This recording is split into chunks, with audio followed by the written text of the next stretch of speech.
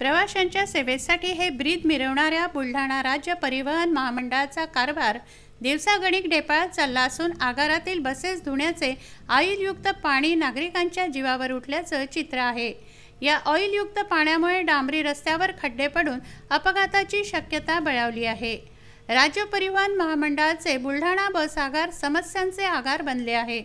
विविध समस्यांपैकी आगारात दररोज करण्यात येणाऱ्या बसेसची रिपेअरिंग व बसेसची धुलाई ही प्रमुख समस्या आहे।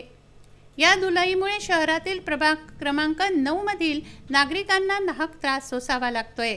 बसेसच्या वॉशिंगचे ऑइलयुक्त पाणी कंपाऊंडच्या बाहेर सोडून दिल्याने येथील मुख्य रस्त्याची पुरती दैन्यावस्था झाली आहे। या रस्त्यावरून दररोज शेकडो वाहने धावतात। येथे अनेक वेळा अपघाताच्या घटना घडल्या आहेत। या खड्डेमय रस्त्यावरून चिमुकल्यांच्या स्कूल बस, रुग्णवाहिका व दैनंदिन वाहतूक सुरू असते।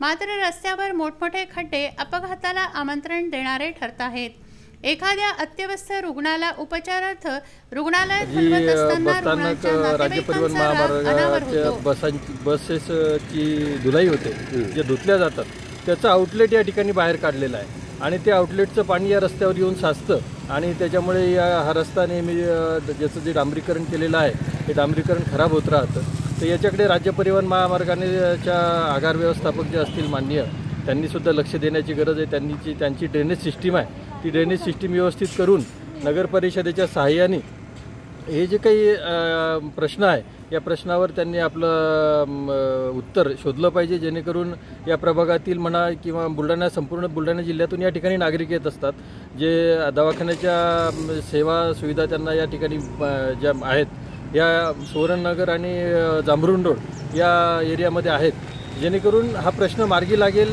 लोकांच्या आरोग्याचा प्रश्न आहे, जीविताला धोका आहे।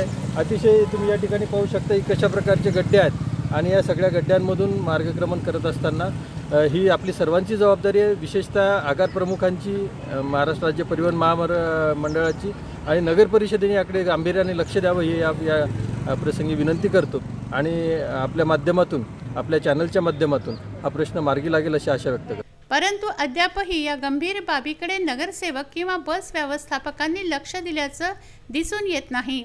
या संदर्भात आगार व्यवस्थापक रायलवार यांना विचारणा केली असता त्यांनी कॅमेऱ्यापुढे बोलण्याचं टाळलं। दरम्यान वरिष्ठांनी याबाबत तात्काळ उपाययोजना राबवून नागरिकांना त्रासमुक्त करण्याची मागणी केली जात आहे। विदर्भ न्यूजसाठी बुलढाण्याहून प्रशांत खंडारे यांचा हा रिपोर्ट।